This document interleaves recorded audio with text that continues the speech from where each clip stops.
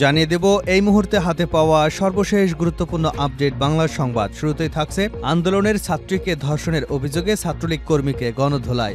গত ৫ আগস্ট বৈষম্য বিরোধী ছাত্র আন্দোলন চলাকালে আন্দোলনকারী এক শিক্ষার্থীকে ধর্ষণের অভিযোগে ২ ছাত্রলীগ কর্মীকে আটক করেছেন শিক্ষার্থীরা। শনিবার বিকেলে রাজশাহী শহরের ওপারে পদ্মার দুর্গম চর থেকে কটা নামক একজনকে ধরে নিয়ে আসেন শিক্ষার্থীরা। এ সময় বিক্ষুব্ধ শিক্ষার্থীরা গণধোলাই দিলে সে গুরুতর আহত হয়।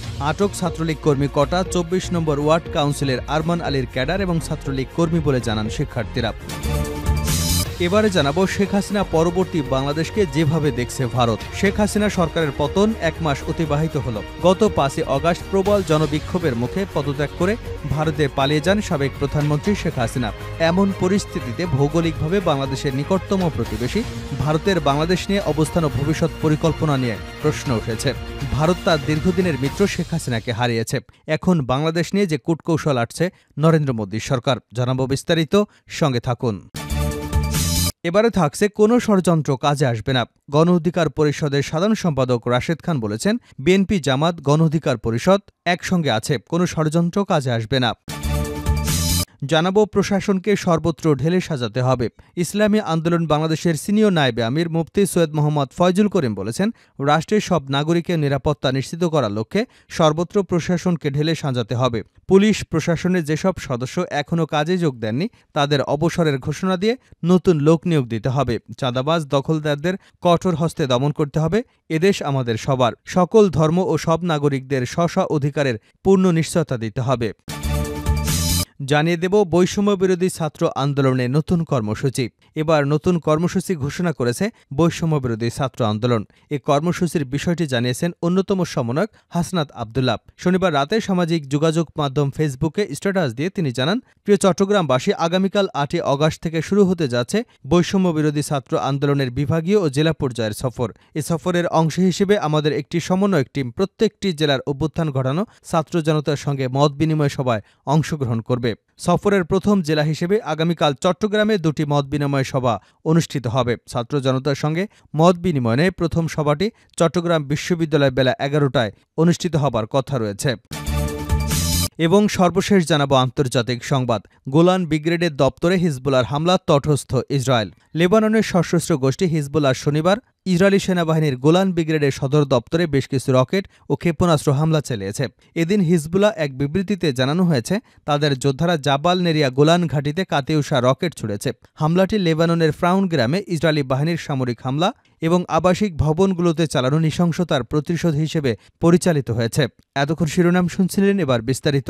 প্রিয় দর্শক, আপনি যদি এই চ্যানেলে নতুন হয়ে থাকেন, ভিডিওটি দেখতে দেখতে চ্যানেলটি সাবস্ক্রাইব করে আমাদের সঙ্গেই থাকুন। আর এই ভিডিও সম্পর্কে আপনি আপনার মূল্যবান মতামতটি কমেন্ট বক্সে জানিয়ে দিন। আর হ্যাঁ প্রিয় দর্শক, জানিয়ে দিন ভিডিওটি কোথা থেকে দেখছেন। আন্দোলনের ছাত্রীকে ধর্ষণের অভিযোগে ছাত্রলীগ কর্মীকে গণধোলাই। গত ৫ আগস্ট বৈষম্য বিরোধী ছাত্র আন্দোলন চলাকালে আন্দোলনকারী এক শিক্ষার্থীকে ধর্ষণের অভিযোগে ২ ছাত্রলীগ কর্মীকে আটক করেছেন শিক্ষার্থীরা। শনিবার বিকেলে রাজশাহী শহরের ওপারে পদ্মার দুর্গম চর থেকে কটা নামক একজনকে ধরে নিয়ে আসে শিক্ষার্থীরা। এ সময় বিক্ষুব্ধ শিক্ষার্থীরা গণধোলাই দিলে সে গুরুতর আহত হয়। আটক ছাত্রলীগ কর্মী কটা ২৪ নম্বর ওয়ার্ড কাউন্সিলর আরমান আলীর ক্যাডার এবং ছাত্রলীগ কর্মী বলে জানায় শিক্ষার্থীরা। আরেকজনের নাম আসেনি, সেও ছাত্রলীগের কর্মী এবং ধর্ষণের সঙ্গে জড়িত বলে শিক্ষার্থীরা নিশ্চিত করেছে। বৈষম্য বিরোধী ছাত্র আন্দোলনে রাজশাহী বিশ্ববিদ্যালয়ের সমন্বয়ক সালাউদ্দিন আম্বার জানান, গত ৫ আগস্ট আন্দোলনের দিনে এক ছাত্রীকে ধর্ষণ করে অভিযুক্তরা। দীর্ঘদিন থেকে পদ্মার দুর্গমচরে তারা আত্মগোপনে ছিল। শিক্ষার্থীরা কটা নামক অভিযুক্ত ওই ব্যক্তির অবস্থান শনাক্ত করে সেখান থেকে ধরে নিয়ে আসে। এ সময় সাধারণ জনতা তাকে উত্তম মাধ্যমও দেয়। পরে সেখান থেকে উদ্ধার করে তাকে রাজশাহী মেডিকেল কলেজ হাসপাতালে ভর্তি করা হয়েছে। মহানগরীয় বোয়ালিয়া মডেল থানার OC S M Masud Parvez বলেন, আমরা ঘটনাটি শুনলাম, কিন্তু এ ঘটনায় কেউ কোনো অভিযোগ দায়ের করেনি। পরে হাসপাতালেও খোঁজ নেওয়া হয়েছে, সেখানেও নাকি তাকে ভর্তি করা হয়নি। তবে আমরা বিষয়টি তদন্ত করে দেখছি। হাসিনা পরবর্তী বাংলাদেশকে যেভাবে দেখছে ভারত। শেখ হাসিনা সরকারের পতনের ১ মাস পার হল।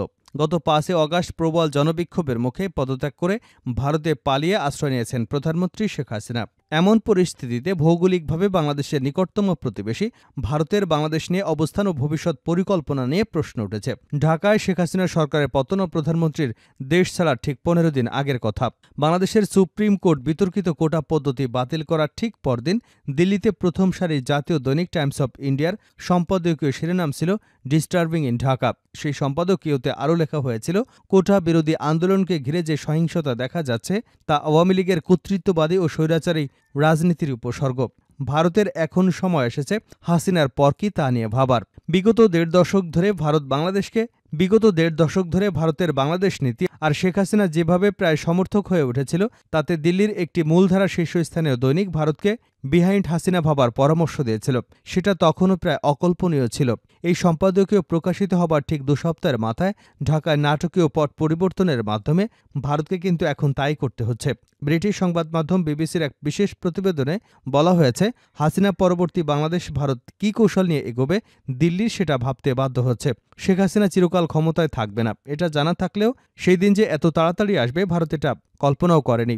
টাইমস অব ইন্ডিয়ার ওই সম্পাদকীয়তে বলা হয়, আজকের বাংলাদেশ আসলে গণতন্ত্রের মৌলিক চেক বক্সগুলোতে টিক দিতে ব্যর্থ হয়েছে, যেগুলো হলো একটি কার্যকরী বিরোধী পক্ষ, সুষ্ঠু অবাধ নির্বাচন এবং নিরপেক্ষ স্বাধীন বিচার বিভাগ।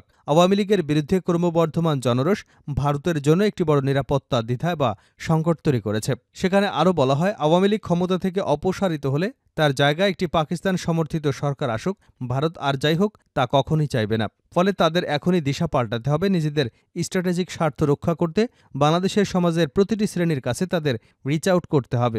ভারতের শীর্ষ কর্মকর্তারা একান্ত আলোচনায় মেনে নিচ্ছেন। তখন এই সতর্কবার্তা অনেকটা প্রফেসি বা ভবিষ্যৎবাণীর মতো শোনালেও এই সম্পাদকীয় প্রায় প্রতিটি কথা এখন অক্ষরে অক্ষরে মিলে গেছে। ফলে ভারতের এখন তড়িঘড়ি সে দেশের নতুন অন্তর্বর্তী সরকারের সঙ্গে সম্পর্কের সেতুগুলো তৈরি করতে হচ্ছে। দিল্লি বোঝার চেষ্টা করছে এই সরকারে কাদের প্রভাব বেশি এবং সেই ব্যক্তি বা গোষ্ঠীগুলোকে তারা আদৌ চেনেন কিনা। পাশাপাশি রাজনৈতিকভাবেও আওয়ামী লীগের ভবিষ্যৎ আপাতত অন্ধকার, এটাও বোঝা যাচ্ছে। সে বাস্তবতা থেকে বিকল্প কোনো রাজনৈতিক শক্তির সঙ্গে সম্পর্ক স্থাপন করা যেতে পারে, সেটা কিভাবে ভাবতে হচ্ছে তা নিয়েও।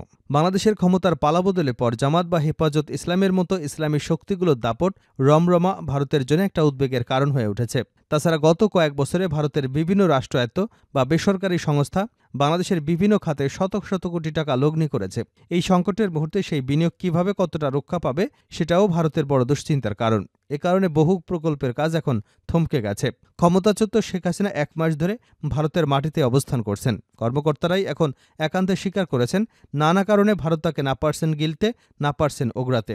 অন্যদিকে বাংলাদেশের অন্তর্বর্তী সরকারকে স্বীকৃতি দিতে কয়েক মিনিটের বেশি সময় নেয়নি অন্তর্বর্তী সরকারের প্রধান উপদেষ্টা হিসেবে মোহাম্মদ ইউনূস। গত ৮ই অগাস্ট শপথ নেওয়ার কিছুক্ষণের মধ্যেই ভারতের প্রধানমন্ত্রী নরেন্দ্র মোদী এক্স হ্যান্ডেলে পোস্ট করে নতুন দায়িত্ব গ্রহণের জন্য তাকে শুভেচ্ছা জানিয়েছেন। দুদেশের মানুষের স্বপ্ন পূরণের লক্ষ্যে একযোগে কাজ করতে ভারত যে অঙ্গীকারবদ্ধ, সেই পোস্টে সে কথাও জানিয়েছেন মোদী। এর কিছুদিন পর ভারত যে গ্লোবাল সাউথের শীর্ষ সম্মেলন আয়োজন করেছিল, তাতেও বাংলাদেশের পক্ষ থেকে মোহাম্মদ ইউনূস যোগ দেন এবং সবাই ভার্চুয়ালি ভাষণ দেন। পরে দুজনের মধ্যে টেলিফোনে কথাবার্তা হয়েছে। ফলে ভারতের চোখে বাংলাদেশের নতুন সরকার প্রধান যে তিনি, এ নিয়ে তখনই দ্বিধাদ্বন্দ্বের অবকাশ ছিল না। শুধু এই নতুন সরকারকে স্বীকৃতি দেওয়াই নয়, শেখ হাসিনা যে বাংলাদেশের জন্য অতীত, এটাও গত ১ মাসে ভারত বারেবারেই বুঝিয়ে দিয়েছে। কোনো ষড়যন্ত্র কাজে আসবে না রাশেদ খান। গণ অধিকার পরিষদের সাধারণ সম্পাদক রাশেদ খান বলেছেন, বিএনপি, জামাত ও গণ অধিকার পরিষদ একসাথে আছে, কোনো ষড়যন্ত্র কাজে আসবে না। শনিবার বিকাল ৪টায় নোয়াখালী মাইজদি বাজারে গণ অধিকার পরিষদ নোয়াখালী জেলা প্রতিনিধি সভা অনুষ্ঠিত হয়। এতে প্রধান অতিথি হিসেবে তিনি এসব কথা বলেন। গণ অধিকার পরিষদের সাধারণ সম্পাদক রাশেদ খান আরও বলেন, নানাভাবে আওয়ামী লীগ আমাদের মধ্যে বিরোধ সৃষ্টি করার পাঁয়তারা করছে। আজ বিএনপিকে চাঁদাবাজ হিসেবে চিহ্নিত করে আস্থা নষ্ট করার চেষ্টা করছে তারা। গণ অধিকার পরিষদের জোয়ার দেখে ষড়যন্ত্র করছে। আমরা ঐক্যবদ্ধ আছি, বিএনপি, জামাত, গণ অধিকার পরিষদ, আমরা এক আছি। প্রশাসনকে সর্বত্র ঢেলে সাজাতে হবে ফয়জুল করিম। ইসলামী আন্দোলন বাংলাদেশের সিনিয়র নায়েবে আমির মুফতি সৈয়দ মোহাম্মদ ফয়জুল করিম বলেছেন, রাষ্ট্রের সব নাগরিকের নিরাপত্তা নিশ্চিত করার লক্ষ্যে সর্বত্র প্রশাসনকে ঢেলে সাজাতে হবে। পুলিশ প্রশাসনের যেসব সদস্য এখনও কাজে যোগ দেননি, তাদের অবসরের ঘোষণা দিয়ে নতুন লোক নিয়োগ দিতে হবে। চাঁদাবাজ দখলদারদের কঠোর হস্তে দমন করতে হবে। এদেশ আমাদের সবার, সব ধর্মের সব নাগরিকের স্ব অধিকার পূর্ণ নিশ্চয়তা দিতে হবে। সকালে ঢাকা মহানগর দক্ষিণের উদ্যোগে পুরানা পল্টনে দলের কেন্দ্রীয় কার্যালয়ে তৃণমূল দায়িত্ব সম্মেলনে প্রধান অতিথির বক্তব্যে তিনি এসব কথা বলেন। ফয়জুল করিম আরও বলেন, বিগত বছরগুলোতে মেহনতি মানুষের ট্যাক্সের পয়সায় অপরিকল্পিতভাবে খরচ করা হয়েছে, প্রতিযোগিতা এবং রাষ্ট্রীয় সম্পদ লুট করা হয়েছে, দেশের টাকা বিদেশে পাচার হয়েছে।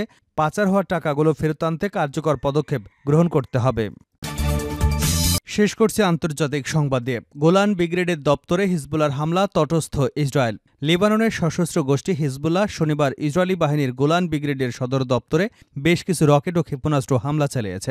এদিন হিজবুল্লাহর এক বিবৃতিতে জানানো হয়েছে, তাদের যোদ্ধারা জাবাল নেরিয়া গোলান ঘাঁটিতে কাতিউষা রকেট ছুড়েছে। হামলাটি লেবাননের ফ্রাউন গ্রামে ইসরায়েলি বাহিনীর সাম্প্রতিক হামলা ও আবাসিক ভবনগুলোতে চালানো নৃশংসতার প্রতিশোধ হিসেবে পরিচালিত হয়েছে। জাবাল নেরিয়া ঘাঁটিটি বর্তমানে ইসরায়েলি সেনাবাহিনীর গোলান ব্রিগেডের সদর দপ্তর হিসেবে ব্যবহৃত হচ্ছে বলেও হিজবুল্লাহর বিবৃতিতে দাবি করা হয়।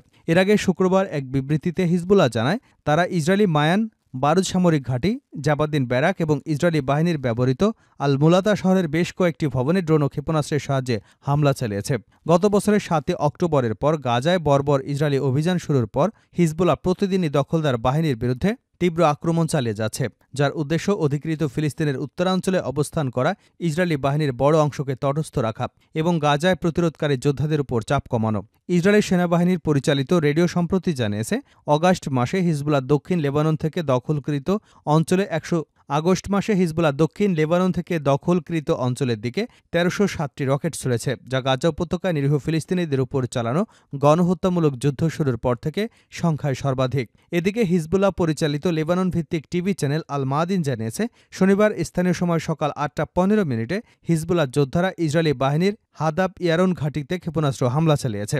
ইসরায়েলি গণমাধ্যম হারেজ নিশ্চিত করেছে যে দক্ষিণ লেবানন থেকে আল জালিলের দিকে বেশ কয়েকটি ক্ষেপণাস্ত্র ও রকেট ছোড়া হয়েছে, তবে এতে ইসরায়েল কী পরিমাণ ক্ষয়ক্ষতি হয়েছে এ বিষয়ে কিছু জানা যায়নি।